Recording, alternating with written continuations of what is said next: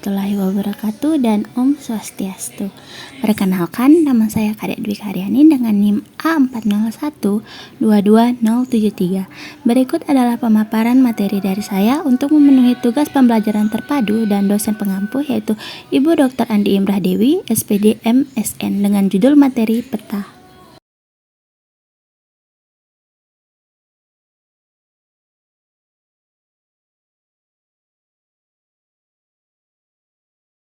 Apakah kalian tahu apa itu peta?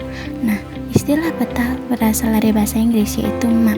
Adapun kata map berasal dari kata bahasa Yunani, yaitu mapa, yang berarti telapak atau kain penutup meja. Namun, secara umum pengertian peta adalah gambaran seluruh atau sebagian permukaan bumi pada bidang datar yang diperkecil dengan menggunakan skala tertentu. Ilmu yang mempelajari tentang peta disebut kartografi. Ada beberapa pengertian peta menurut para ahli. Nah, salah satunya yaitu menurut Erwin Rais.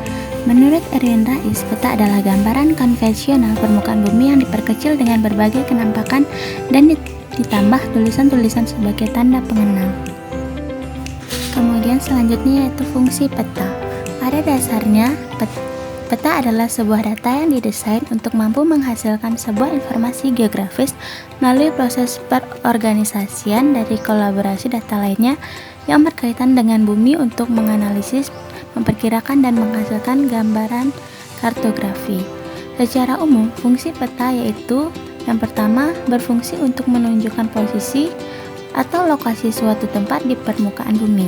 Yang kedua, berfungsi untuk memperlihatkan ukuran atau luas dan jarak dan ukuran suatu tempat di permukaan bumi. Yang ketiga, berfungsi untuk menggambarkan bentuk-bentuk di permukaan bumi seperti benua, negara, gunung, sungai, dan bentuk-bentuk lainnya.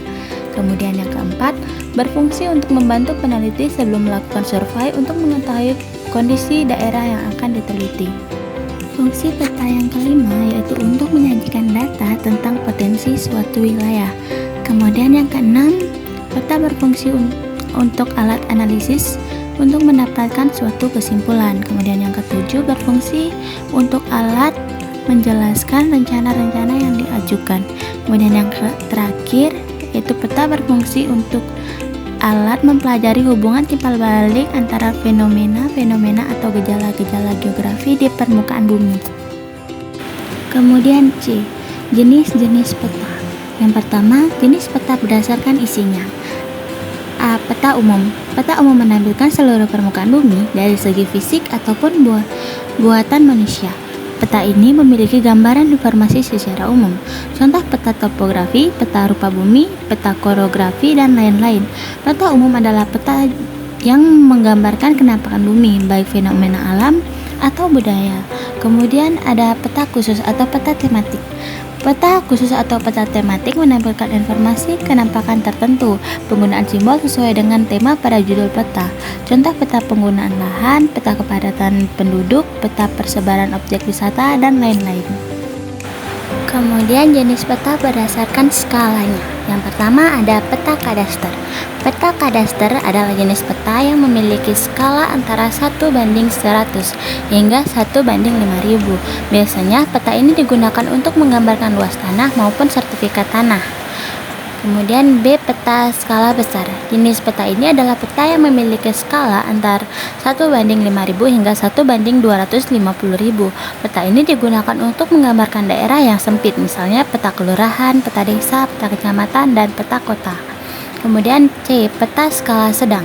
Peta skala sedang memiliki skala antara 1:205.001 sampai dengan 1:500.000. Cakupan wilayah digambar dalam peta ini termasuk provinsi, pulau, dan sebagainya. Kemudian D, peta skala kecil.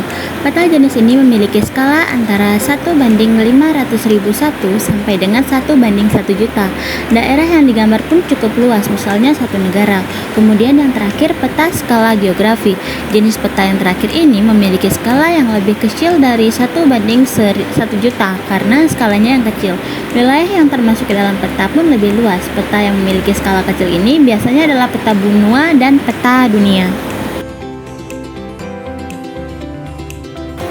Kemudian jenis peta berdasarkan bentuk atau simetrinya. Yang pertama, peta datar atau peta dua dimensi atau peta biasa atau peta palanimetri. Peta yang berbentuk datar dan pembuatannya pada bidang datar seperti kain. Peta ini digambarkan menggunakan perbedaan warna atau simbol-simbol lainnya. Kemudian B, peta timbul atau peta tiga dimensi. Peta yang hampir sama dan bahkan sama dengan keadaan sebenarnya di muka bumi. Pembuatan peta timbul dengan menggunakan bayangan tiga dimensi sehingga bentuk-bentuk muka bumi tampak seperti aslinya. Kemudian ada peta digital. Peta digital merupakan peta hasil pengelolaan data digital yang tersimpan dalam komputer. Keempat, peta garis. Peta yang menyajikan data alam dan kenampakan buatan manusia dalam bentuk titik, garis, dan luasan. Kemudian yang terakhir ada peta foto. Peta yang menghasilkan dari mozaik foto yang dilengkapi dengan garis, kontur, nama, dan legenda. Kemudian di unsur-unsur penyusun peta. Beberapa komponen kelengkapan peta yang secara umum banyak ditemukan pada peta. Misalnya yang pertama itu judul. Judul mencerminkan isi sekaligus tipe peta. Penulisan judul biasanya di bagian atas, tengah, atas kanan, atau bawah. Walaupun demikian, sedapat mungkin diletakkan di kanan atas. Legenda adalah keterangan dari simbol-simbol yang merupakan kunci untuk memahami peta. Yang kedua, orientasi atau tanda arah. Pada umumnya, tanda arah ditunjukkan oleh tanda ke arah atas peta. Letaknya di tempat yang sesuai. Jika garis, lintang, dan bujur, koordinat dapat sebagai petunjuk arah. Kemudian unsur yang ketiga yaitu skala. Skala adalah perbandingan jarak pada peta dengan jarak sesungguhnya di lapangan. Skala ditulis di bawah judul peta, di luar garis tepi, atau di bawah legenda. Skala dibagi menjadi 3, yaitu yang pertama skala angka. Misalnya 1:2.500.000, artinya setiap 1 cm jarak dalam peta sama dengan 25 km satuan jarak sebenarnya. Yang kedua, skala garis. Skala ini dibuat dalam bentuk garis horizontal yang memiliki panjang tertentu dan tiap ruas berukuran 1 cm atau lebih untuk mewakili jarak tertentu yang diinginkan oleh pembuat peta. Yang ketiga, skala verbal, yakni skala yang ditulis dengan kata-kata. Kemudian yang keempat, simbol. Simbol peta adalah tanda atau gambar yang mewakili ketampakan yang ada di permukaan bumi yang terdapat pada peta kenampakannya. 5. Warna peta. Warna peta digunakan untuk membedakan kenampakan atau objek di permukaan bumi, memberikan kualitas atau kuantitas simbol di peta, dan untuk keperluan estetika peta. Kemudian yang keenam, ada tipe huruf atau lettering. Lettering berfungsi untuk mempertebal arti dari simbol-simbol yang ada. 7. Garis astronomis. Garis astronomis terdiri atas garis lintang dan garis bujur yang digunakan untuk menunjuk letak suatu tempat atau wilayah yang dibentuk secara berlawanan arah satu sama lain sehingga membentuk vektor yang menunjukkan letak astronomis. Kemudian yang ke-8, inset. Inset adalah peta kecil yang disisipkan di peta utama. Macam-macam inset antara lain inset petunjuk lokasi berfungsi untuk menunjukkan letak daerah yang belum dikenali.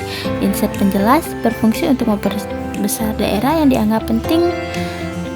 Kemudian ada inset penyambung berfungsi untuk menyambung daerah yang terpotong di peta utama.